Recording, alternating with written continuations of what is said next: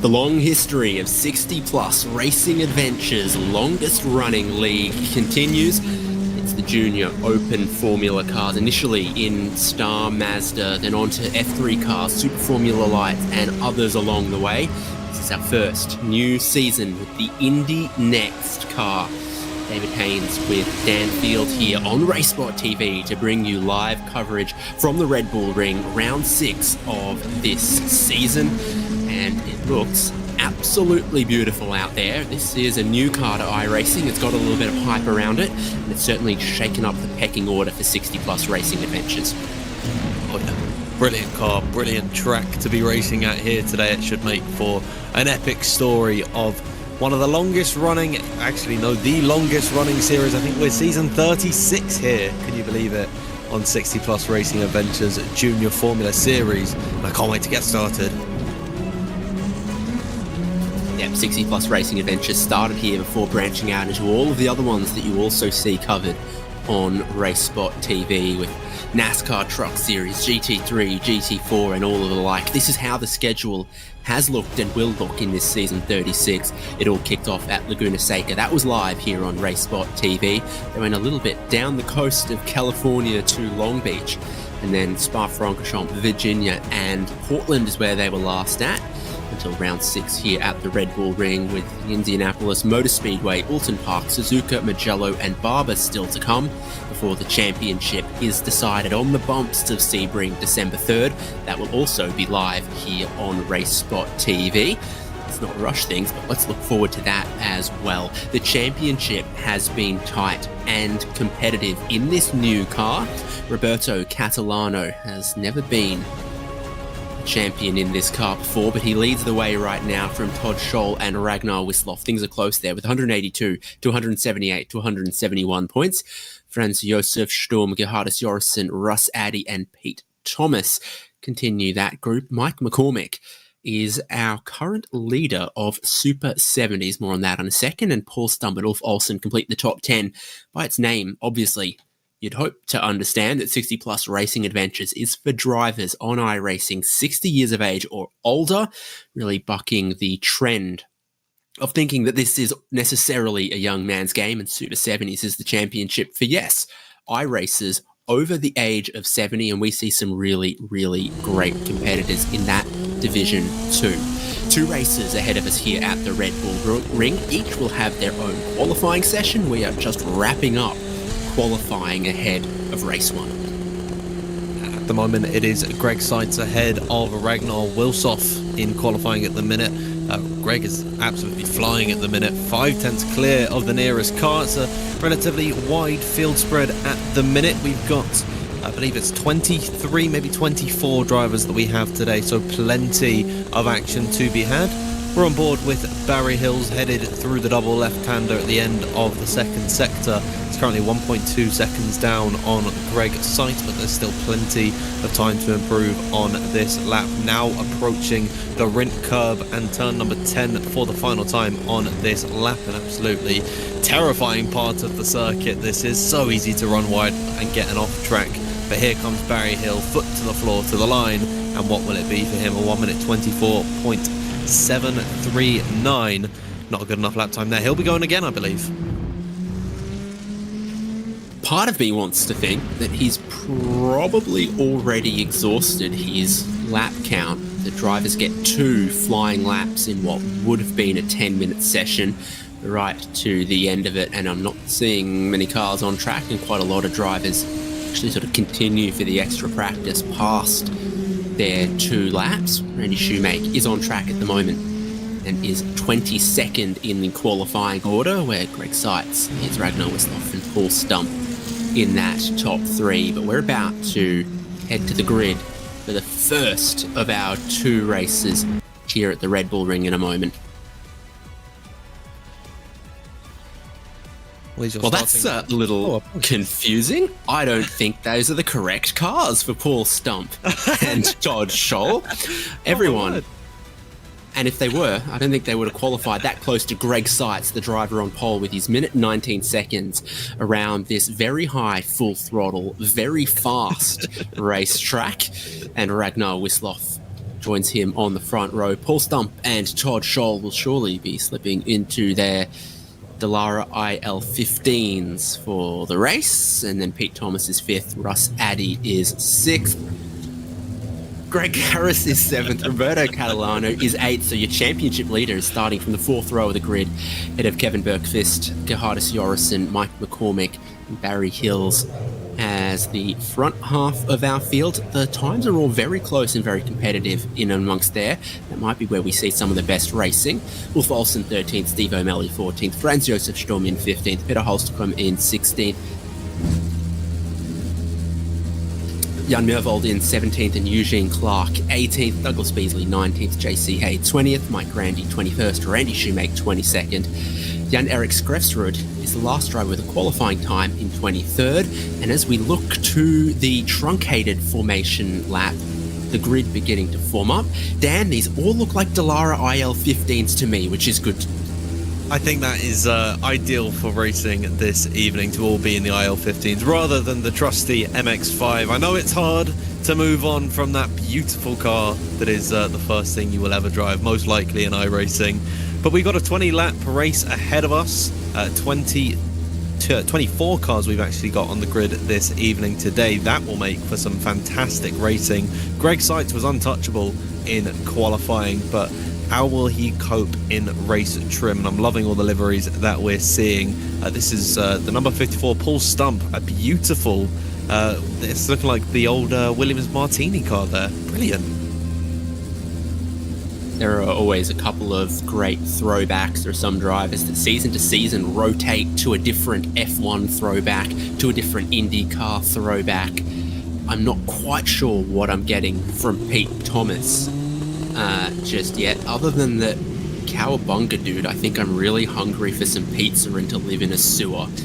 Let's see about that one. One of the cars that isn't a Dallara IL-15 on track right now is the Porsche pace car, leading us around, and then it will dive early to that pit entry, which is a challenging one here if needed at the Red Bull Ring, and it's very strictly enforced that you don't cut any of the white lines as well. So a laps race ahead of us. Greg Seitz and Ragnar Wisloff as the front row of the grid, but always important to look to Roberto Catalano. The championship leader starts in 8th, and we don't get a great getaway from Dan's favourite livery. Greg Seitz catches them all napping on his run up towards turn 1. Todd Scholl grabs a couple positions as Paul Stump continues to tumble Roberto Catalano up 2 spots so far now, as they then have to head uphill at full throttle out of turn 1. Seems like it's all been contact in the back. At the front of the order, and that is an absolutely massive crash further back behind. Multiple drivers caught up in that one. That is the number 33 of Hallstrom without a front wing at all. A couple more drivers got caught in that affair. So we check back in with the leaders, headed downhill in towards Schloss Gold. Greg Seitz was getting a fantastic launch off the rest of the field, has been caught up by Ragnar Wilsoff. Todd Scholl and Russ Addy are having a nice little fight, so it's good to see that they've kept it close at the front of the order, but it's a real shame to see some other drivers getting caught up behind. Now all of these drivers start the race with push to pass, and it's a number of seconds. We'll see how much of it they still have remaining, who burns it early, who uses it up late. On board with the 111 of Russ Addy, some positions gained already in this race, up into 4th place after qualifying 6th. Track limits, not even the pit entry, but just generally in those final 2 corners are also tough. Pete Thomas versus Roberto Catalano as Pete Thomas comes in. 2 drivers have started this race with black flags, and perhaps it's passing before the start-finish line on that chaotic race start. Pete Thomas and Mike Grandy both serving those black flags. Jan-Erik Skrefsrud, as you pointed out, Dan, with significant damage. A real shame for those guys, but that was such an interesting start from Paul Stump, which kind of left, if it was overtaking before the start-finish line, it kind of left Pete Thomas with no option to actually let him get up to pace. So it's a real shame for him if that is the case. Nevertheless, Paul Stump, he has been able to keep ongoing. He's stayed out of all the drama. He is now following Greg Garrison, our championship leader Roberto Catalano in 5th position at the minute. Here is a replay of the incident at turn at number 1. Peter Hallstrom just clattered into by the other car, and that is a real shame for him. And then, oh dear, someone else. I think that might have been, yeah, that was a Script. That's Script. There we go. I'll struggle with that name today.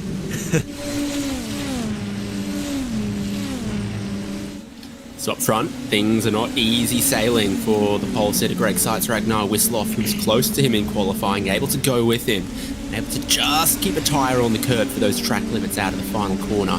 If you've got a tyre on the red and white curbing, generally you're all good here at the Red Bull Ring. It's once you end up all 4 tyres in the painted runoff or on the green concrete. More dramas from 4th place. Russ Addy has struggled with the traction out of turn 1, spun to the infield and collected the wall as well. Catalano up into 4th, Garris up into 5th, Paul Stump now up into 6th as Russ Addy does not have a mechanical black flag for that, but I'm pretty sure that was a hard exit stage right. Maybe he was able to get on the brakes just a little bit to soften the blow headed into that inside wall, but that has got to be a real blow to Russ Addy, both to his car and to his mental state in this race. There's still plenty of time left to go, but I'd imagine if there is any damage, it's not significant enough for him to have to come into the pits, and he's doing very well to keep to the rear of Barry Hills at the minute, headed in towards turn number 6 and 7. So the Japan Suzuka Red Bull livery inspired in Dallara IL-15 is able to keep going, and oh dear, actually avoided the front of the car completely, managed to put it on its side. You think he's lucky that he managed to do that? Because I thought if that had gone nose in first, front wing off, but you can sometimes, a square hit check, you can kind of get away with. I absolutely think so. I think he has. It doesn't seem like he's got any damage at all. Maybe if we do get an onboard shot eventually, we can see if he's right hand down, but it should be okay for him. Well, you can see when it lights up on the timing column when drivers are using their push to pass. Ragnar Wisloff just gave a little hit of it out of turn 1, whereas it doesn't look like Greg Seitz has touched any of his at all. So as Wisloff piles that pressure on, he's beginning to burn through his 150 seconds of push to pass for this 20-lap race. Now, you're a quick mathematician. How many seconds per lap should you be using? I'm not a very quick mathematician at all, but is it... God, you've absolutely put me on the spot here. Please do tell me, because God, is it 7.5? Am I right in saying that? I'm not sure. Yes, maybe about 10. Yeah, something like that. I think 7.5 is right, because if it was 10 seconds for a 20-lap race, you'd be doing 200. So 7.5, it sounds right in my head. Yeah, I think I have to pay that. The only maths I'm good at doing is, oh, hang on, if you've got to chase 300 runs in 50 overs, that's 6 and over. Other than that, Australians don't know how to do maths. We're on board with Kevin Berkvist right now as he sits in 7th, and you see Paul Stump again there. That nasty curve on the outside of turn 1 is catching out some of these drivers. Paul Stump got a big load of it. Kevin Berkvist is going to drop a bunch of his push to pass, move up into 6th place. Perfect timing with the onboard, and then sweeping with that slightly wide line at turn 3 that lets you avoid the worst of the elevation, keep the car level and planted, and get good traction out of there. Berkvist is 3 positions up so far in this race, and we've just seen how he's minding those track limits very nicely. That turn number 1 curb on the exit there is absolutely lethal. It's so you don't, of course, carry too much speed through the first corner and then just completely blitz it on the exit, get a monstrous run in towards turn at number 3, and then get ahead of everyone. So it can be very brutal on the traction. Here is Jorrison struggling with the rear through turn at number 7, is able to hold it in towards turn at number 8. He's doing a very nice job in P8 at the minute. Started this one from 10th and has been able to avoid all of the drama. Field spread hasn't been too wide headed into this race. 8th position we're on board with, of course, only 8.2 behind Greg Seitz at the minute, who's still feeling the pressure from Wisloff up in front. But all in all, other than that first turn incident, seems like they've all managed to keep it very nice and clean.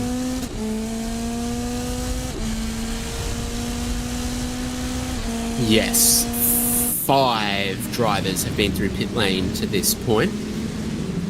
Some for fast repairs, some for their black flags. Russ Addy makes it 6, so that damage must have been worse for him than he was hoping.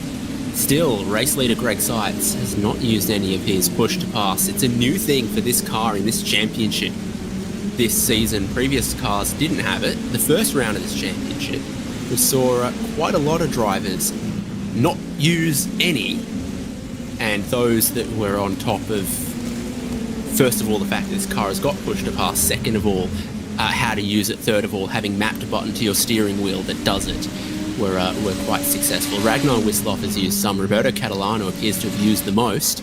The only drivers that haven't touched their 152nd allocation of push to pass are race leader Greg Seitz, Paul Stump in 7th, Mike McCormick in 10th, Jan Mervold 13th, Richard Coulomb in 14th, and Eugene Clark in 21st. Most drivers, as you can see, a few of them lighting up on the pit straight, have been getting into it.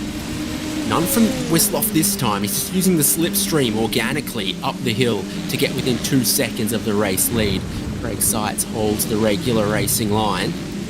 There is certainly some pressure here now. Wisloff tries it out of turn 3 with more push to pass. Downhill and towards turn number 4. We'll see if he's able to look to the inside line. Push to pass is an incredibly valuable tool for these cars. It's an extra 50 brake horsepower, and down the inside for Ragnar Wisloff, he's able to take the lead off of Greg Seitz, who still is yet to touch his push to pass in this race. I really do hope that he's bound it to his steering wheel, because Ragnar Wisloff was very calm and collected down the inside, although you gotta say, Greg Seitz didn't really have the urgency to defend that position, so I think he's happy to let Wisloff go through, stay within his slipstream, and then get on the push to pass when it really matters later on this race. Seitz is a multiple time 60 plus racing adventures champion in Formula 3 cars and Super Formula Light cars. But this thing is a slightly different beast. It does have a bit more horsepower going on while still being a junior single-seater. He hasn't contested many races, and he doesn't feature at the top of the points this season though. So it's sort of a Ragnar Wisloff, Roberto Catalano and others type battle this season to this point. Looks like Wisloff is starting to settle on holding that race lead, using the push to pass now a little bit to extend his lead. We've got drama down towards turn 1. Who's been into the wall? Is it maybe Pete Thomas a lap down, or is it a different driver? Douglas Beasley, perhaps? I think Beasley's got the meatball flag, so he's going to have to come back into the pit lane. That's a real shame for his scenario. We're checking back in with Paul Stump running in 7th position. A kick up of dust from the cars in front, and now we're going further back down the order, looking at Richard Coulomb. He's having a nice little battle headed in towards turn number 4 at Schloss Gold. He's had a fantastic start in this race, has the number 15 in his yellow and black livery. He started this race all the way down in 24th, now up 11 positions and into 13th. No qualifying time from the Canadian. Started at the back of the grid, but now up to sort of the halfway point of the field, at about the halfway point of the race. Certainly seeing remnants of some sort of kart, champ car, throwback livery type stuff going on, which I think very well suits these style of cars themselves. Rather reminiscent of, yeah, maybe the Lola chassis of 2002. What breaking news! Greg Seitz has found his push to pass button. He's deployed 10 seconds of it, and he's back past Ragnar Wisloff. That's what we were waiting for from Greg Seitz. I was beginning to think that he didn't have it bound whatsoever. I'm sure Ragnar Wisloff was thinking the exact same thing, and that was a very nice down the inside move. Pretty similar to what Ragnar did himself. They're keeping it very, very clean between these two. There is a real true level of respect when it comes to this kind of racing. Of course, in the 60 plus racing adventures Discord server entirely, all of the series, it feels like everyone is so respectful. When things go wrong, they apologize to one another, and they just remember that this is all for fun. This is a hobby, and it is really incredible to see as they begin lap number 10. The next time by will have reached the halfway point of this race, and it is the tale of Greg Seitz and Ragnar Wislöf today. Wislöf's giving it another good go to 1/10 of a second back and closing closer. We'll have a look down the inside at the very top of the hill. Not always the preferred line to be on such an acute angle, and you can see how easily Greg Seitz is able to think about striking back. Doesn't quite happen with the differential in the push to pass usage. Wislöf will hold on for another corner. Back behind them, Todd Scholl carving out his own little niche in third place as Catalano, Garris and Bergqvist fight. Bergqvist has come on really strong after qualifying. Wislöf trying to hold on to this race lead. Short lap here at Red Bull Ring, also beginning to look at a little bit of traffic. It's a couple of the drivers that went off in the first couple of corners. We've unfortunately lost two drivers from this race, Russ Addy and Douglas Beasley. Hopefully we'll be seeing them later on in our second races, as a very wide run from Ragnar Wislöf headed off the exit of turn number 9 and through towards turn number 10. He'll look to use the push to pass defensively, headed in towards the first corner, which isn't really an opportune overtaking place. Greg Seitz will just follow his line up and over the crest, and now headed once again uphill, headed in towards turn number 3. Wislöf using just a little touch more of the push to pass. Greg Seitz is allowing him to burn up that resource when he really doesn't need to, because Seitz doesn't have the intention of going for any move whatsoever at this point. So Greg Seitz, I think he really is controlling this race, and Ragnar Wislöf is doing everything he can and putting up a valiant effort to take the fight to Seitz today.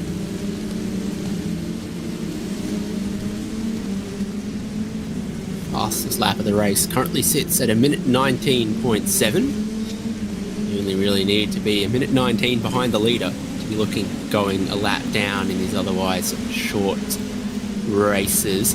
So Garris and Bergqvist here had been closing in on Catalano. Catalano's used a lot of his push to pass and still is seeing Todd Scholl slip away from him, and seeing Greg Garris and Kevin Bergqvist get just a little bit closer here. We were on board with Bergqvist earlier when he made some slick moves, and now he's well positioned to do more, and likewise getting into the back half of this first race. Liking the livery choice from him as well. It's not a custom livery, but the colours are very much suiting the number 9 Chip Ganassi livery, the PNC Bank one that they've got in IndyCar, the orange and the blue, driven by Scott Dixon. He's having a fantastic time of it at the minute. On the push pass, headed in towards the corner, but Bergqvist is getting close to the rear of Greg Garris, and headed in towards turn number 3. Garris himself was getting close to the rear of your championship leader, Catalano. He's now on the straight down and towards Schloss Gold. You get the feeling that Bergqvist wants to go for a move, but he's not quite close enough this time by, although a very nice little scrap shaping up for the places just outside the top 3, although they are reeling in Todd Scholl, so we could have a 4-car fight for third position. This will get very interesting if and or when Roberto Catalano runs out of magic mushrooms or whatever they're called in Mario Kart. You know when you pick up 3 of them and you're like, yeah, but then you've only got 1 left. That's kind of what this push to pass is like, and it's different to how push to pass has been managed in some other things in iRacing before. It's not 10 presses of a set amount of time. It's 150 seconds, and you can do some short little presses, or you can go and burn 15 seconds of it down the straight to really try to make an impact. Seitz is trying to make an impact on this race lead, so there's so much happening inside of the top 10 now in this stage. Wislöf and Seitz remaining close. Scholl versus Catalano versus Garris versus Bergqvist themselves all within 10 seconds of this race lead. A lot of opportunity for things to kick off. You never know what's going to happen in this race. We could see contact between Wislöf and Greg Seitz. They're both relegated down the order. Then all of a sudden we've got a 4-car fight for the lead towards the end of the race. Well, these two could continue their battling. and then maybe force themselves back in towards Todd Sherwin and Roberto Catalano further back behind. You never know what can happen. There's still, this time by 7 laps to go once they reach lap number 14. I really do love the strategic element of push to pass as Wisloff looks to get it a bit wrong headed in towards turn number 9. Greg Seitz is all over the rear of him now on the push to pass off the exit of turn number 10. Wisloff will respond with his own. Headed up the hill they go. An incredibly close fight as they'll take towards turn number 1 and down that long straight towards turn number 2 and 3. Sun is shining, 30 degrees Celsius track temperature, and the left side tyres are the ones that take a beating around here at the Red Bull Ring. Maybe Wisloffs have just gone a tiny bit past their best. Greg Seitz will dive down the inside. They'll continue side by side, and it's that wide line that gets a better run off the corner so consistently at turn 3. Being on the high line of the oval, Greg Seitz will burn all of that push to pass that he's been saving again. Get down the inside of the very next corner. Watch out, Alex Albon. Ragnar Wisloff will stay on the racetrack. It's a valiant defence from Ragnar Wisloff, but Greg Seitz was really strong in that attack, although I do feel it's a bit pointless to go for the move in towards turn number 3, especially when your only option is down the inside, because just the momentum swing around that outside really sets the other car up for a fantastic run in towards Schloss Gold, and most of the time a move sent in turn number 3 does not stick unless you can get it done in turn number 4, and that is what Greg Seitz absolutely did. Puts himself into the lead of this race. Meanwhile, we've got a nice battle shaping up, and Berkvist has got through on Greg Garris for P5 in this race. Now Paul Stump is joining the fray.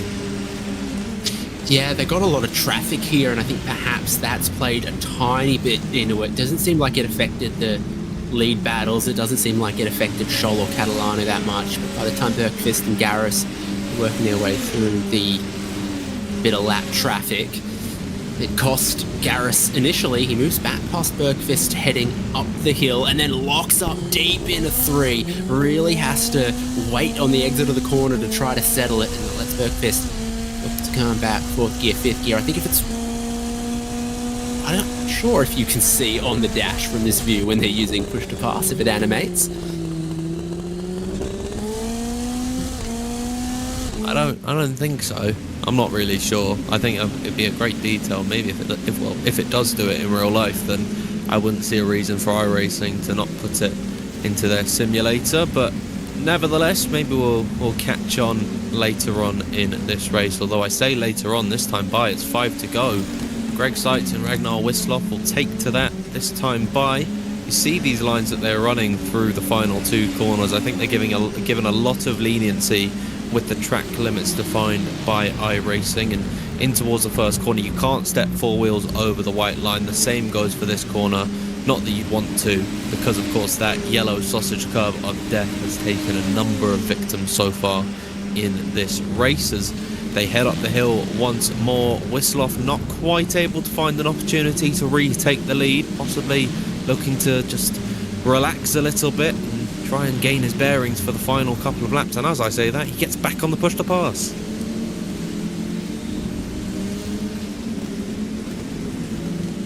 It's 150 biscuits in the jar at the start. Some just looking at the little crumbly ones at the bottom now. Some have still got plenty left for the final couple of laps. Big discrepancy between Seitz and Wisloff in that regard. They're more even in a lot of the other battles throughout the field, like Scholl and Catalano have similar amounts remaining. Garris and Berkvist feel pretty similar. Ulf Olsen here in 9th ahead of Mike McCormick. Now here's a difference. Olsen has got 128 seconds left to Mike McCormick's 61. Olsen's got a whole lap of push to pass in his back pocket. Yeah, I think he's got more than a lap. Lap's 80 seconds. Yeah, he's got almost 2 laps. I think Ulf Olsen has got just under a full lap, about 20 seconds under.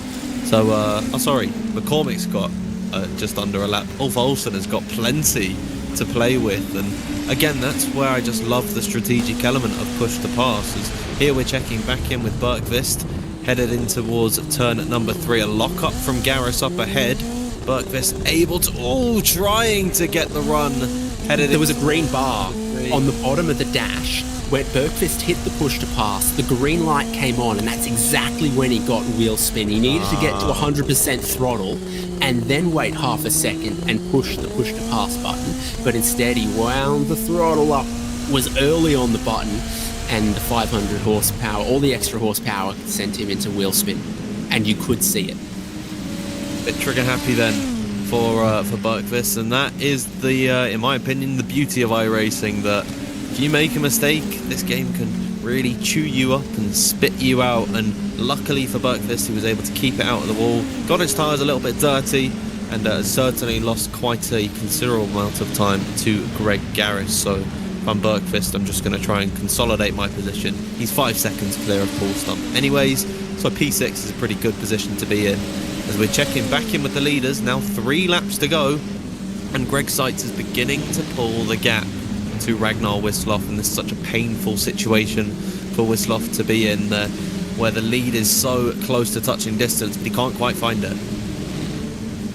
Yeah, drama behind for 3rd and 4th. Roberto Catalano has caught Todd Scholl. 3 laps to go. Greg Seitz has just laid down the fastest lap of the race. So it's all dramas in the top 4, where Wisloff's running out of push to pass. Both of these drivers are about to run out of push to pass. Roberto Catalano has moved himself from 8th on the grid up into 3rd and into a podium spot here on lap 18. Of course, that's the championship fight. The 2 leaders separated by just 4 points in this season. Catalano 4 points to the good of Todd Scholl, but he gets it wrong, it looks like, through turn number 8, and now Scholl is able to get close enough in towards turn number 9 and look back down the inside. They're going to go wheel to wheel in through this fast right-hander. Catalano leaves in the room, goes a little bit wide himself, but Scholl backed out of that one very wisely. That could have been very disastrous for both championship leaders in this race, but Catalano gets the better of the man just 4 points back from the championship. So Catalano with that wheel spin wouldn't want to be the driver around the outside of the final 2 corners, to be honest, because there is a slowdown penalty out there if you run too wide. But Roberto Catalano got the respect from Todd Scholl and vice versa, and when there's no push to pass left, it's advantage whoever's got the track position, I've got to imagine. A couple of drivers have run out. Mike Grandy and Peter Holstrom and Steve O'Malley have eaten all of their biscuits. Catalano and Scholl, very, very little left. And Greg Seitz, the amount that he's got, might look for the fastest lap of the race on the final lap, because it'll be the white flag at the end of this lap. And 46 seconds is probably about how much full throttle time there is. Let's see what he can do. He's on the push to pass headed in towards the final couple of corners, but he's got to dump it on this final lap, because if you leave even a second of that left in the battery, then, well, that is a critical 50 brake horsepower worth of time that you're losing. So you've got to burn it all on this final lap. Make sure you cross the line with absolutely nothing left, and Greg Seitz knows this. He's using all of it headed down in towards turn number 3. He's actually picking up a useful bit of slipstream from the lapped car in front of him, which will help boost him just a couple of kilometers an hour extra. Now at the very peak of the circuit at Remus Corner, turn number 3, it's all downhill from here for Greg Seitz. Can Wisloff catch him, or will it be the pole sitter converting to a race win here in race number 1? Catalano's all out of push to pass. Ragnar Wisloff is all out of push to pass, and Greg Seitz still leads this race. Anyone with some left on this last lap is reaching for all of the extra bonus boosts that they can get. Greg Seitz, dominant in qualifying. Let Ragnar Wisloff lead a little bit. Played strategically to the final 5 laps with his remaining push to pass, which he will deplete now on his way to the final corners and pulling out one of the largest race leads we've seen at any point. It's hardly been 1 second, but it is right now as Greg Seitz romps home in dominant form, biding his time. He's going to take race 1 from the Red Bull Ring and set a new fastest lap of the race on the final lap, a 1:18.950. Ragnar Wisloff finishes in 2nd. Roberto Catalano coming across the line in 3rd. It's a real championship kind of drive to pick up 5 spots in this race. Absolutely brilliant from all of our podium sitters. As here we're just seeing the last couple of runners heading towards the line. Ulf Olsen has done a good job to get himself into 9th position. Started this race all the way down in 13th. He'll come to the line ahead of Mike McCormick, rounding off that top 10 finish there. But I gotta say, that was a start to finish battle from Greg Seitz and Ragnar Wisloff. Incredible respect from both of these guys, incredible battling from them as well. And it's still not over. Further back down the order, Randy Shoemake is right on the tail of JC Hay. These are 2 drivers that I've seen in the Arca Menard series that they run here on the 60 plus racing adventures. So many different disciplines for all of these 60 plus races to get involved with. And it's great to see them crossing over as Shoemake is getting very close into the final few corners, but I think he'll have to concede this one. JC Hay was all out of push to pass. Randy Shoemake had one last go of it. It got him close, but it's not really an overtaking opportunity there where he was closing. They're the final drivers on the lead lap in 14th and 15th for race 1, with another still to come here on RaceSpotTV and 60 plus racing adventures. The results from race 1 is Greg Seitz with the win. Wisloff led some laps but burned through his push to pass early, and Greg Seitz kept it in his back pocket for a rainy day, and just when he needed a get out of jail free card, he laid down that fastest lap of the race right at the end. Roberto Catalano moving forward into 3rd place ahead of his rival Todd Scholl. Kevin Bergfest also with a lot of positions gained and up into 5th, taking another spot away from Greg Garris right at the end. Paul Stump, Gerhardus Jorrison, Ulf Olsen and Mike McCormick completing our top 10. I'm pretty sure that's pretty good for McCormick's Super 70s hopes as well. Barry Hills was 11th, Franz Josef Sturm in 12th, Rashad Coulomb in 13th. The battle between JC Hay and Randy Shoemake, 14th and 15th. Randy was the first driver a lap down, then Peter Holstrom, Eugene Clark, Steve O'Malley and Jan Mervold. Pete Thomas and Jan-Erik Skrefsrud retirements from Ross Addy and Douglas Beasley. Fingers crossed we still see them for race 2.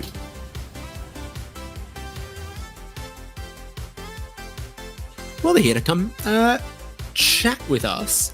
So I will go to 3rd place.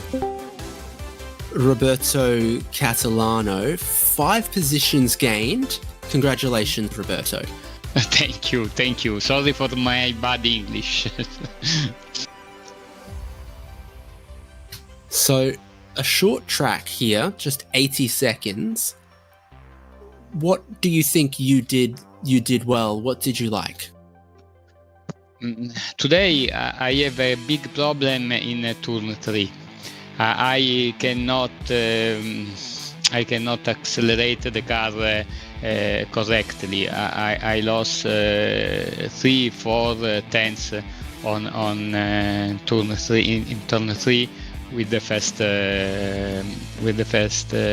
gear. On the rest of the track, I am happy, but I think that today 3rd place is the best possible place for me. Yeah, 5 positions is very good, and you finish ahead of Todd Scholl. Could be very important for the championship. It's very close for you guys. Yes. Todd is very fast in this track, and I don't think that I can overtake him. But the race is long, and in the last laps I gain, and I try the overtake, and in turn 3, and it's gone. Well done. Best of luck for race 2 and the rest of the season, and thank you for speaking to us, Roberto. I need this. Thank you. Goodbye. 3rd place, Roberto Catalano joining us, and 2nd place, Ragnar Wisloff is going to speak to Dan. Ragnar, welcome in, my friend. Can you hear us all right? I can hear you. Can you hear me? Yes, we can definitely hear you. So let's talk about your race with Greg, because it was backwards and forwards between the pair of you. What was the difference between you and him today? I think pace. I'm not quite sure. I think Greg was saving his push to pass. He knows that he's quicker, so in order to create a little bit of competition and some interest, both for himself and for you, of course, and for all these fantastic viewers that we have, I think he held back a little bit on using it. You could see the last couple of laps, he just disappeared into the distance, didn't he? He actually set the fastest lap of the race on lap number 20. It was a 1 minute 18.950. That just goes to the pace of Greg Seitz, but we're not talking about him. We're talking about you. How are you feeling in these very newer Dallara IL-15s coming in towards iRacing? Do they make for good racing around a circuit like this? It does. It's we changed to this car this season, and of course, being Norwegian, this car has a special meaning to us because we had Dennis Hauger win the real life series in this car this season. We feel maybe we have a special affinity to the car. I don't know, but the car is interesting. It has elements of the old PM18 that we used to drive, in that the ratio between downforce and power is very different from the Super Formula Light, which is extremely high on downforce but not that powerful. But this car has turbo and a six-cylinder engine. It has a lot of torque, so you need to be very careful coming out of the turns, and it is difficult to control on some of the curves. Some of the curves it really does not like at all. You'll have wheel spin, you upset the balance of the car, so you need to figure out which ones you can use and which ones you cannot use. It's an interesting car. I really like it, and of course you have the push to pass function, which makes it even more interesting. It levels out the field to a certain degree. I absolutely agree with you. I think these are fantastic cars, and this is a great circuit to see them racing at. We're very much looking forward to seeing race number 2. We wish you all the best for that one, and we hope to see you back in the fight for the lead. Well, thank you, Dan. Thank you very much, Ragnar. Unfortunately, David, it doesn't seem like we're going to get Greg Seitz in for an interview, but I wonder what he'd have to say. I mean, that was a fantastically controlled race from him there. It's a shame. I definitely have spoken to Greg Seitz before. I don't know why he doesn't want to speak to us today. He'd probably say something about living in the central US and his camper that he likes or something, and throw something out like that, which is why I haven't competed as many races this year. I've been off-road camping too much. That's my impression of how I think Greg Seitz would speak. Maybe he'll speak to us after race 2. Who knows? And you stick with us on RaceSpotTV when we return, qualifying and race 2 of 60 plus racing adventures from the Red Bull Ring.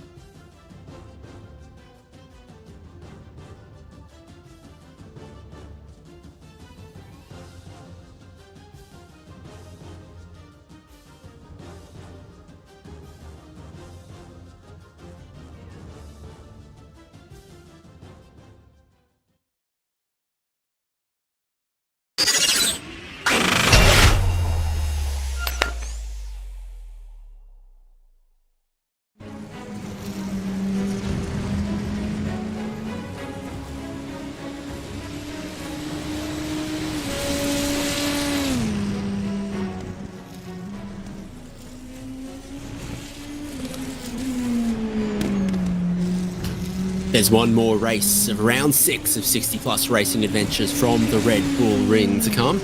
Greg Seitz nearly made the full clean sweep of the Red Bull Ring in race 1. He had the pole, he had the fastest lap, he had the win. What he failed to do was lead every lap as he let Ragnar Wisloff out front for a moment, but it's a brand new qualifying session and a brand new race for race 2.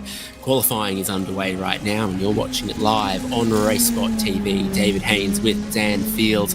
Roberto Catalano also did well for himself as far as the championship was concerned. He currently sits at the top of qualifying, but we've got a flurry of times coming in. Plenty of drivers still on their laps. Catalano was the quickest in this practice session, just leading up to the qualifying runs. We are watching JC Hay in his FedEx machine. Very reminiscent, at least for me, of Denny Hamlin in his number 11 NASCAR. But nevertheless, more times are coming out. Still no one able to compete with Catalano. Ross Addy, DNFing in the first race, has been able to put it onto the front row of the grid thus far. Do you have a glasses prescription? Me? Yeah, get it strengthened. Look closely at JC Hayes' livery. Well, now I'm struggling, and now I'm it's fed up. my prescription's about -2, so I am a glasses wearer, so that'll be my excuse. I didn't actually notice that though at all. That is one fed up driver in 14th position. Pete Thomas is currently up in 4th. Now, Roberto Catalano, Russ Addy and Greg Garris, your top 3, have all laid down their 2 times from this qualifying session. Pete Thomas has got another lap up his sleeve. Mike Grandy's time comes in, but doesn't displace Thomas just yet. Todd Scholl moves up into 2nd, though, with his 2nd flying lap. About to see this lap close out from Thomas, who's now been bumped down to 5th. Track limits, got to mind them all so carefully. And see if you can build pace. Lap 1 to lap 2, he crosses the line there, and it does jump him up to 3rd, so a good final lap from Pete Thomas. Only one driver at this point is underneath the minute 20 barrier, and that is Roberto Catalano with a 1:19.808. Only driver left on track that could set a lap time to beat it is Greg Seitz. Yeah, both Greg Seitz and Wisloff, your 1 and 2 runners in the first race. Here's Ross Addy towards the line. Will he find an improvement at 20.1? That will keep him in P4. He finds a very slight improvement on his previous best, but not enough. Actually, I think it might have been an invalid lap time because it's not updated on the timing tower.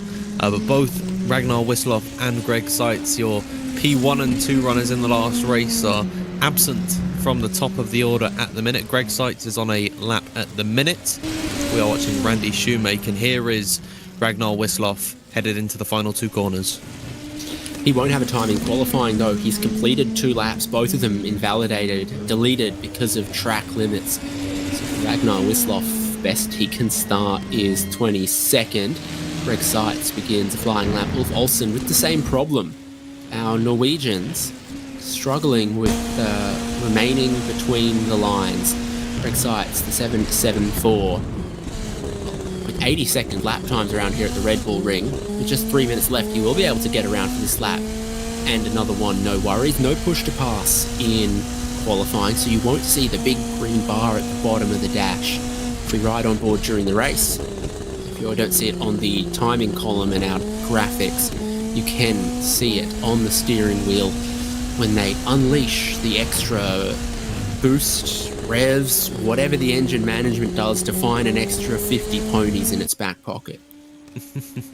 I think on the surface of it, the push-to-pass system, where it's effectively a boost that you might find in a video game, we are in a video game, but just in real life, it seems a bit gimmicky on the surface, but I think it brings a fantastic strategical element to the playing field. As here comes Greg Seitz through the final 2 corners now, the quickest in the race, and in the first session of qualifying, a 1:19.5 is good enough to put him on a provisional pole position. That is a great effort from him there, jumping ahead of Roberto Catalano, who is relegated to 2nd position. And Ross Addy is still out on circuit, although it feels like he's done quite a few lap times at this point, so I wonder if he's actually on a push lap here. I think he was done at the previous lap. I'm seeing 2 laps completed from everybody except Greg Seitz, who's on his second lap right now, and qualifying is 10 minutes, 2 laps. That's all you get. Paddy's trying to make sure maybe that he doesn't make the mistake he made in turn 1 in race 1. Seitz, minute 19.579 isn't quite yet close to his personal best and the fastest lap of the race from race 1, but he's spun out. Oh, he's in the gravel, so he won't be able to improve on a minute 19.579. He'll only be able to start from pole position still. What a shame, really. It's going to be an uphill battle for Greg Seitz, isn't it? No, I think he'll be absolutely fine. Here is Wisloff just getting a couple of more runs. Regardless of whether or not they're going to count, he will come through the final corner now and up across the line. It's a 1 minute 20.191. Of course, he's already done his 2 laps, so this will be him starting right at the tail end of the field, which is going to be very, very dangerous for him, and it'll be a completely different race from what he had last time by, where he was sat right at the front of the order. Now this is a real uphill battle, which I was joking about for Greg Seitz. I'm completely serious about for Ragnar Wisloff. This will be a tough race for him, but we saw the pace that he had in race number 1, and I'd love to see how he can get up the field.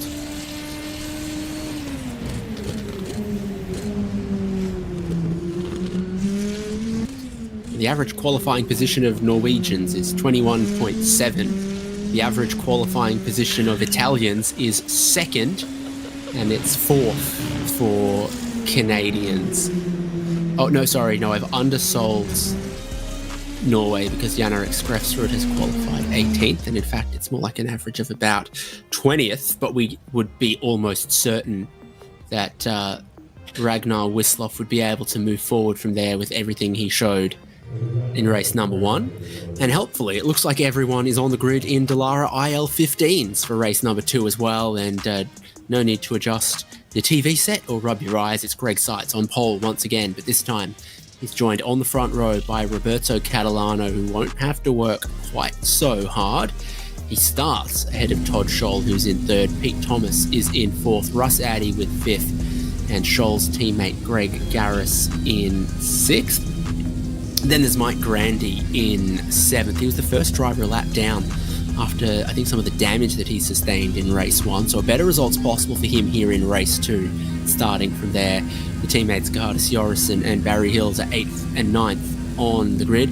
Paul Stump is in 10th. Kevin Bergqvist is in 11th, but made lots of positions up in race number 1. Could do the same again in race number 2, starting alongside Mike McCormick. Eugene Clark is 13th. Franz Josef Sturm 14th. Randy Shoemaker in 15th. There's Douglas Beasley in 16th. Peter Holstrom in 17th. Jan Erik Skrefsrud in 18th. Last drivers in qualifying times were JC Hay, Jan Mervold and Jerry Kerr. Well, there was no qualifying time for Ragnar Wisloff or Ulf Olsen. We're rolling on the formation lap. This is going to be a very exciting race. It's once again 20 laps like we saw last time by. Greg Seitz does not have his rival Ragnar Wisloff anywhere near him for the start of this one. They're at completely opposite ends of the field, but we'll see how Catalano can be the one to take the fight to the 7-7-4 as they're all headed into the final 2 corners. That Porsche pace car will come in round about now, and we're ready to get racing. 20 laps on the clock. 150 seconds of push to pass. Roberto Catalano holding back a long way on the outside row. He's passed already by Todd Scholl as the green flag waved. Everyone in the outside row from the start has lost positions based on their leader, Roberto Catalano. Cold tyres for everyone needing to exercise caution through turn 1 once again. See, when push to pass becomes available, theoretically it might not be on this first lap. Haven't seen anyone use any yet as Greg Seitz leads by a second heading into turn 3. Todd Scholl's made that position first, Catalano into 2nd. Russ Addy ahead of Pete Thomas. Mike Grandy ahead of Greg Garris. Barry Hills picking up 2 spots as Jerry Kerr runs wide out of turn 3. has a slowdown penalty from running that wide, but he lost time already being that wide. Catalano needs to find his feet under him after that poor race start. It was an awful getaway from Roberto Catalano, just didn't quite see where the go point was, and I think Greg Seitz saw him checking up and then took advantage of that and completely blitzed the field on the start. And now Catalano has got to take the fight to his closest title rival in Todd Scholl. The number 1 car got the better of the 35 in the first race, and now rejuvenated Russ Addy is in the battle as well after having his own incident in that very first battle. I hear some tyres squealing further back behind. I hope that's not someone going off. It appears to be that everyone actually kept it relatively clean through the first lap.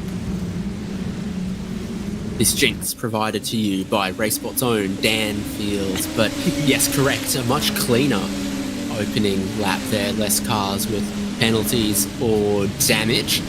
And now push to pass is firing up throughout the field as drivers look to either defend their positions or make some quick gains. That looks like Mike Grandy's had a lot of wheel spin from 6th place exiting turn 3. He loses out to Barry Hills, it looks like. Yeah, immediately under pressure at the top part of the circuit. And it runs a little bit wide there. A whole bunch of gravel's been dragged onto the racing circuit there. That does reduce the group. We go side by side. Mike Grandy and Greg Garris. Around the outside, Garris is feeling very, very brave as he goes up into 7th position. And this hasn't been a great lap too from Mike Grandy. He looks to strike back with the dive down the inside. But puts him on a tight line, and Garris will hold on once again around the outside. Poor exit from Grandy. Kevin Bergqvist is up 3 spots. He's so good at this. He saw his opportunity, did Kevin Bergqvist. He saw Mike Grandy with that poor run. And oh no, that's Catalano! Catalano's had an off down at the final corner. He's luckily, I think, kept it out of the wall. I'm trying to think what's happened there, and oh dear, that is one banged up car. That is the 111 of Russ Addy in his Japan Red Bull livery. There must have been some sort of contact between the pair of them. I feel like it would have been Catalano losing his bearings, and then unfortunately there was nowhere for Addy to go. But that is 2 races tonight where Russ Addy has been involved in an early incident, which is a real shame for him there. We're checking back in with Kevin Bergqvist, looking to make up another position on Greg Garris. Already these guys have been promoted a good few spots. Bergqvist is up 5 today, and he's looking to make it more. Something about the way that rear wing is painted. At certain angles, it looks like it's askew and damaged. And then you see it front on, and you're like, no, it's fine. You see it from the 3/4 angle, and it doesn't look any good. This is what's happened. Catalano was running in 3rd. He's gone out wide, spun up, released the brakes just in time to collect Russ Addy. You can understand why Catalano did that, because holding the brakes would have kept him on the racing line there, and he was perhaps just as likely to be hit. That's how 3rd and 4th place come together, both being massively damaged. Were they running 4th and... They were running 3rd and 4th. Pete Thomas moves up on a podium position. Barry Hills is +5 spots in this race. Kevin Bergqvist is now +5 spots in this race. And Ragnar Wisloff, having started from 23rd, now runs from 22nd, now runs 11th. 11 positions gained, and just like race 1, he's eating through his push to pass early, but it is giving him a fair chunk of track position. Congestion at the top of the hill. Seems like Barry Hills has got an entire train right behind him. There's 5 cars, 6th and a 7th, just jostling for position further back behind. We've got a nice little battle between Ragnar Wisloff and Mike McCormick headed in towards turn number 4. Here we are with Wisloff on the inside of McCormick. He's got that tighter line, and oh dear, there's some contact, and Ragnar Wisloff is into the wall. His car jumps into the air. McCormick loses it on the exit, and unfortunately just careers across the circuit and into Wisloff's car. And the first 3 laps, which were so perfect for Ragnar Wisloff, have just been undone in an instant like that. A real shame for him that was to no fault of his own. Yeah, just trying to make a clean manoeuvre at the other driver around the outside, finding that, at least on cold tyres, there's not a whole lot of grip on the curbs. We saw them monstering over them towards the end of race 1. But at the race start here, they don't look like they offer much grip to Catalano. They don't look like they offered a whole lot to McCormick and others in that battle. Now we look at Mike Grandy, Gerhardus Jorrison in his slipstream. Both of these drivers drinking up their push to pass. Only half of it left for Grandy, and Gerhardus Jorrison still gets down the inside to move up into 7th place. The Hills train being broken up just a little bit here as those two battle. They drop away from the pack. Greg Garris battles Kevin Bergqvist just behind Hills, and Bergqvist, I think, has also had a slide there. He was slow offline. It seems like they're struggling on the exit of that corner, and that's not the part where the gravel has been played onto the circuit, so it absolutely is to the cold tyres. Maybe they're getting a little bit trigger happy on the throttle. Some drivers could be utilising their push to pass in all the wrong positions. We saw the same thing with Bergqvist actually in that first race. We were on board with him as Mike Grandy loses another position to Eugene Clark for 8th position in this one. Mike Grandy is struggling at the minute, and he's lost another one to Paul Stump. I know Mike Grandy, he's a very proficient stock car racer. He's good in an oval. It's good to see him racing here today at the Red Bull Ring. Of course, the Arca Menard series went to Chicagoland, I believe it was, a couple of months ago, and Grandy absolutely dominated. Having a difficult time of it today as we're still watching Jorrison on the back of Bergqvist. Seems like most of the battles have subsided for now, but I fear we're not too far away from another scrap shaping up.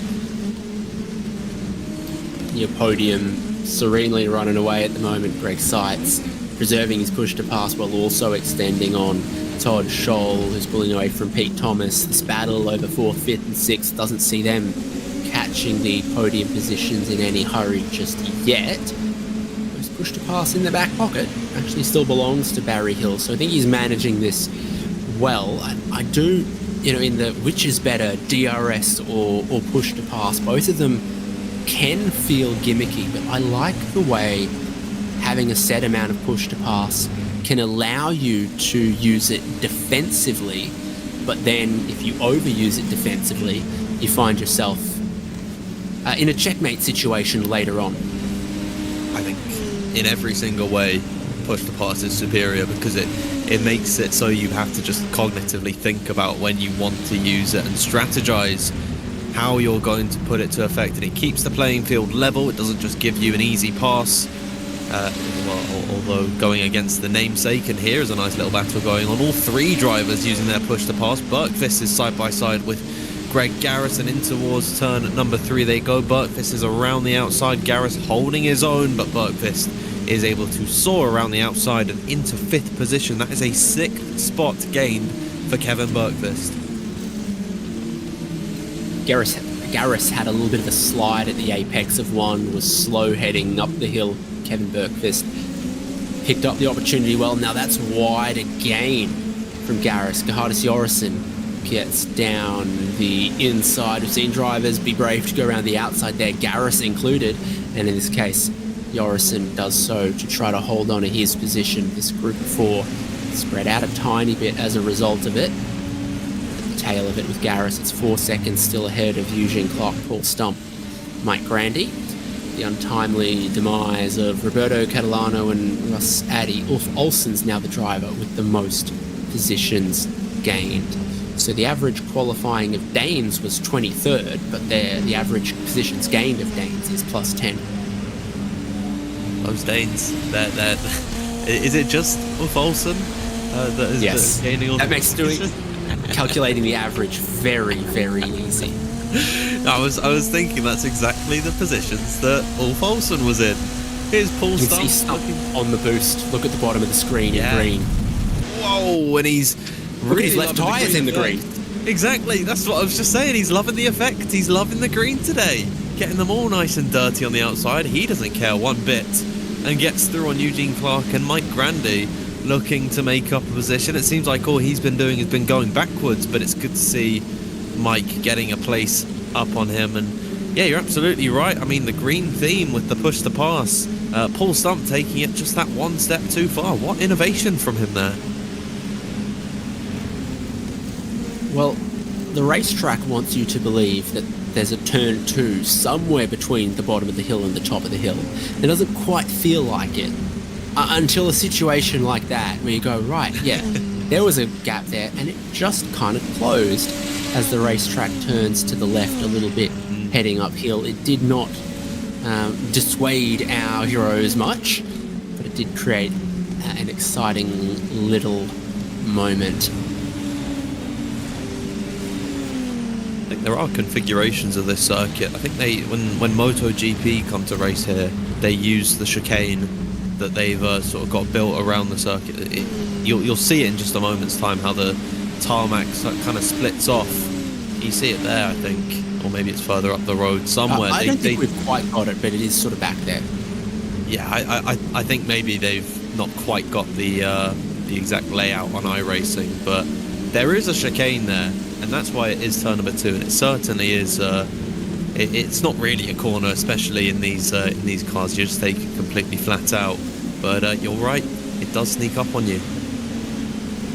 Kevin Bergqvist is beginning to sneak up on Barry Hills in the battle between 4th and 5th. Bergqvist's had to use a tiny bit more push to pass to do so, though. And that's the margin to the race leader, which is still Greg Seitz. This might be the race that he manages to do the complete sweep. He has led every lap so far. He hasn't touched his push to pass. At the halfway point, we could see an absolutely outrageous final lap, perhaps, from Greg Seitz. Championship-wise, this is good for Todd Scholl to be running in 2nd. Pete Thomas looking for a podium in 3rd. Brings us all eyes to 4th, 5th and 6th. Bergqvist close down the pit straight, close exiting turn 1, has to be a little bit cautious at the top of the hill, and now he's beginning to find himself significantly sandwiched between the Anglo-Dutch teammates of Hills and Jorrison. Done a fantastic job, is Bergqvist, in this race. He's up 6 positions, and Barry Hills in front of him is doing a splendid job as well, up 5 spots in his own right. So both of these guys are able to make their way through the field very efficiently, and they're headed in towards turn number 6, the double left-hander, turn number 6 and 7. Got a nice little battle shaping up here. Randy Shoemake is going slow down the straight. Ulf Olsen is leading this train in 12th position, followed by JC Hayden, Douglas Beasley, and then Randy Shoemake, the car in focus. So a nice little scrap shaping up for 12th position. Seems like we're just moments away from another battle imploding before these guys, but now we're at the halfway point of this race. Things are really going to get a bit dicey.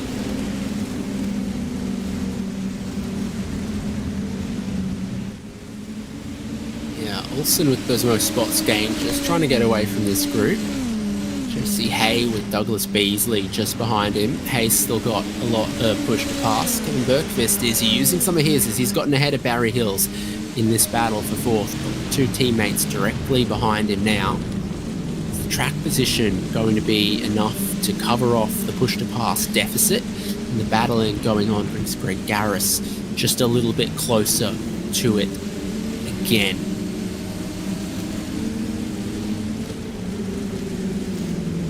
Great battle shaping up at the minute for the fight, well, for the spots just outside the podium. You see Kevin Bergqvist once again is on the push to pass to extend his gap to Barry Hills behind, and he's doing a good job of it at the minute. He's about 4 tenths to the good of the number 66 machine, and then we got the 966 of Gerhardus Jorrison just behind. So 2 teammates looking to possibly work together to either take the fight back to Kevin Bergqvist, who once again is stretching his advantage up the road, or defend from Greg Garris in behind. Now, with the pace that Bergqvist has got, I'm inclined to believe that these 2 guys will try and work together to keep Garris at bay.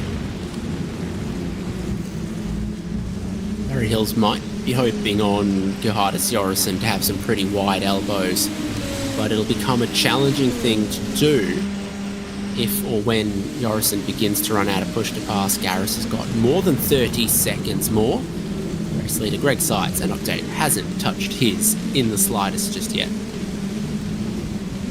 You just know it's going to be an almighty final lap from Greg Seitz. I'm trying to rack my brain. I think it was an 18.9 was his best effort in the last race, and that was with limited limited push to pass from his battle with Ragnar Wisloff, but with Todd Scholl nowhere near him at the minute. 6.3 is the gap between the leaders at this point in the race. Seitz has no reason to burn the push to pass early. You might as well go full blast on the final lap, barring of course the acceleration points, which I hope Greg Seitz will account for, because if he's just burning the push to pass through there, he could see an almighty spin. But something tells me with the way that Greg Seitz has conducted his racing today, that's not going to happen. He has been the best driver today. Can you push to pass off throttle? Can you push to pass in the braking zones? A lap is 80 seconds and he's got 150.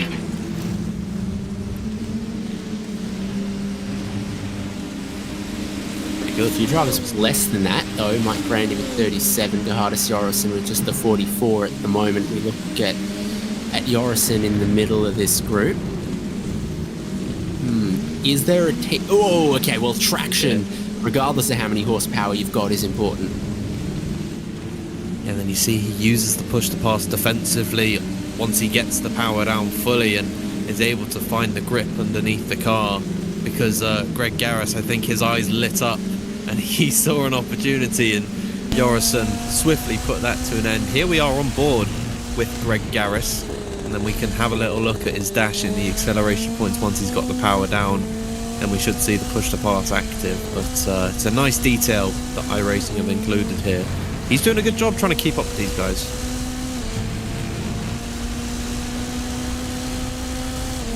Yeah, the familiar Cosworth dash and steering wheel to a bunch of other cars, not dissimilar to what's in Formula 4s, not dissimilar to what's in LMP2s. Oh, he's pressed that too early as well out of the final corner. A big slide from Greg Garris through the final corner, across the curb. Sees him hit the Armco on the inside, not the first driver.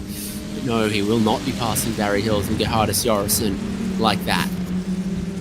Nope, and that is his race. Well, he can still come out onto the circuit, but that is his battle completely over and done with. And that was a lot more severe than what we saw with Roberto Catalano, who, aside from being hit by Addy, would have been able to actually keep on going, as we've got a nice little battle headed in towards turn number 1. This is for 15th position at the minute, the 911 following behind the 33 as they head up the hill for the 14th time in this race. We're getting towards the dying phases of this race, and this is when the battles are really going to get desperate.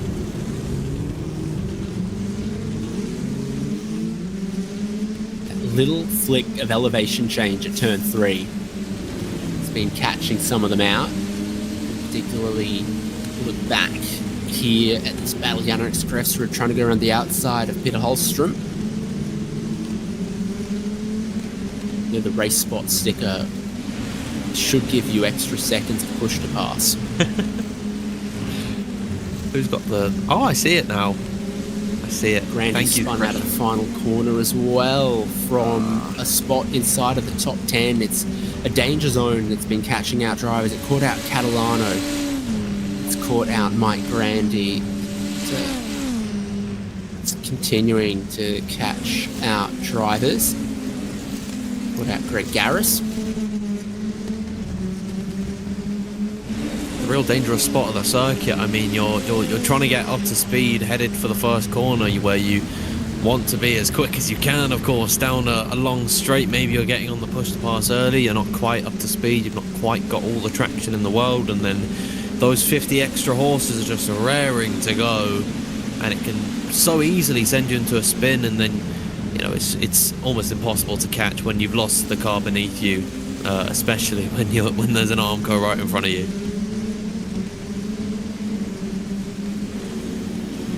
Still a 5-way fight here. Douglas Beasley has moved ahead of JC Hay. He's feeling the pressure from Randy Shoemake. Peter Holstrom's going to be one of the first drivers with no push to pass left, and that will make things difficult with Jan-Erik Skrefsrud behind. 5 laps to go. It is too early to be able to push to pass, but it's just the perfect time to start using it if your name is Greg Seitz. Can you believe he's done 15 laps in this race without a touch of push to pass? And Todd Scholl, I've not got the exact number of how much he's used, but I've seen it plenty of times on the timing tower to the left of your screen, and he's pulled out an 8.6 second gap. Greg Seitz has been sublime today, and it's been a real race of his own in race number 2, as the battle still continues between teammates. So battle is a very well, it's an over exaggeration of what this is, but Hills and Yorison seem to be the closest pair on circuit. Not quite papaya rules here, is it? Okay, so the current fastest lap of the race stands at 1:19.5 belonging to Greg Seitz. He's just burned about 50 seconds of push to pass on the lap he's completing right now, and the number is a 1:18.8, eclipsing what he was able to do last race. Seitz has just saved up all of his presents for one day. And he's going again on this lap for another push. I'd imagine he's going to burn it all this time by. He has pulled, since the last time I checked the gap, about 1.5, maybe 2 seconds a gap to Todd Scholl in behind him. So Greg Seitz, barring an act of God, I think he's got this one in the bag. But again, I said it was a clean start to the race, and then everything exploded with the Catalano spinning out at the final corner. So maybe I should just hold my tongue for the time being, as the battle still continues for 12th position at the minute, although they're all just sort of following each other in a line at the minute. Randy Shoemake, he's right in the middle of this train, looking to make position on Beasley and Hay. And these guys, they seem to be regulars all day.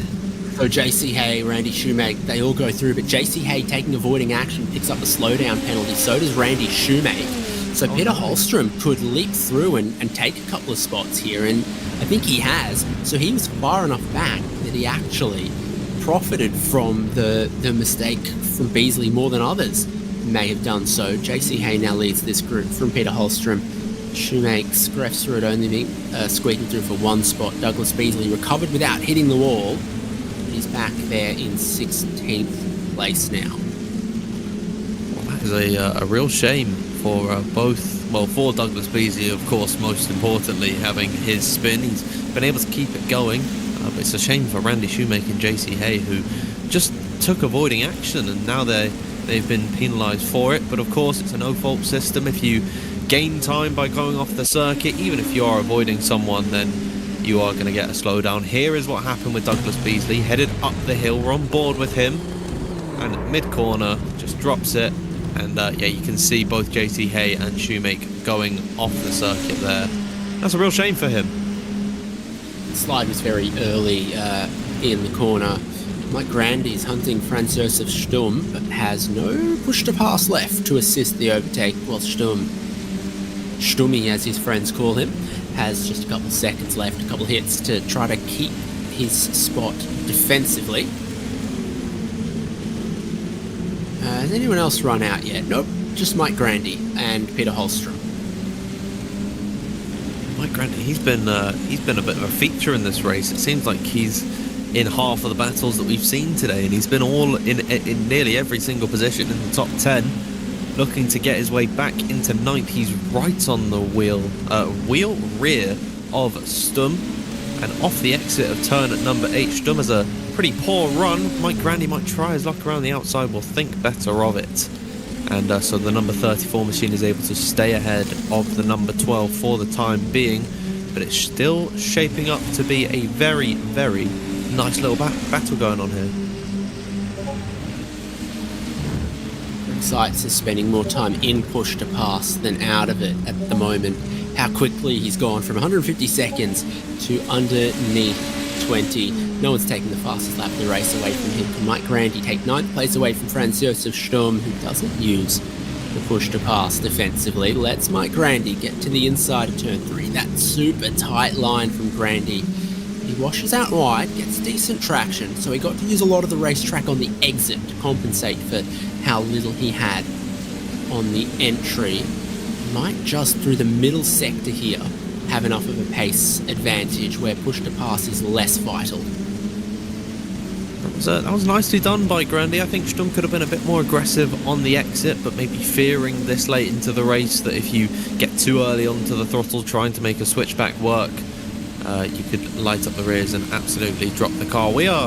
Greg Seitz is on the final lap. These guys are still on the penultimate as Scratchwood spinning out in the first race and going into the gravel at the end of this one. He's going to be overtaken by Beasley, who's looking really close to the rear of Shoemake, but unfortunately has lost that position to the number 9 car. After his turn 1 spin, Beasley is coming back.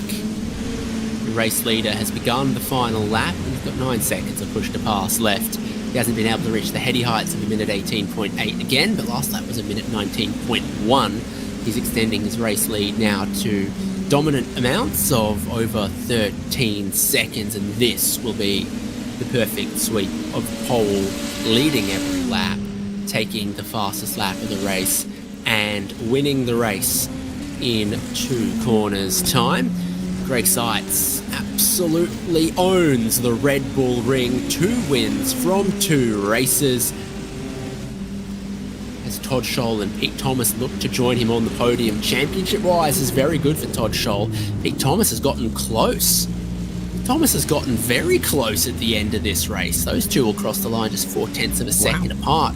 Thomas kept a little bit of push to pass in reserve that Todd Scholl didn't have and managed to come back towards him towards the end of the race. Kevin Bergqvist, another great race to 4th position. Teammates Barry Hills and Gerhardus Jorrison next in line. Paul Stump, Eugene Clark, and then the mid-pack battle that we've been monitoring almost all race are going to be next to get to that checkered flag. But in what order? Holstrom's out of push to pass. JC Hayes got a tiny bit up his sleeve. Randy Shoemake has caught the group and he's got a bit to spend as well.